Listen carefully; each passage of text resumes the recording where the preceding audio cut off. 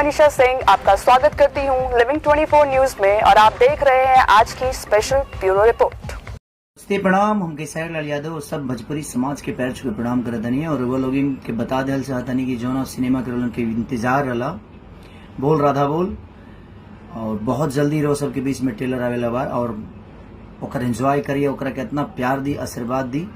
Web company पर वो teaser आवेला बा, ऐसे ही प्यार और आशीर्वाद एगो अलग कॉन्सेप्ट वो सबके बीच में देखे के मिली छठ के शुभ अवसर पर। Thank you, love you. प्रणाम, हम केसर लाल यादव और सब भोजपुरी समाज के पैर छू प्रणाम करत हनी और वो लोग के बता दिल चाहतनी कि जौना सिनेमा के इंतजार रहा बोल राधा बोल और बहुत जल्दी रो सबके बीच में ट्रेलर आवेला बा और ओकर एंजॉय करिए, ओकरा के इतना प्यार दी, आशीर्वाद दी। वेब कंपनी पर वो टीजर आवेला बा, ऐसे ही प्यार और आशीर्वाद एगो अलग कॉन्सेप्ट वो सबके बीच में देखे के मिली छठ के शुभ अवसर पर। Thank you, love you.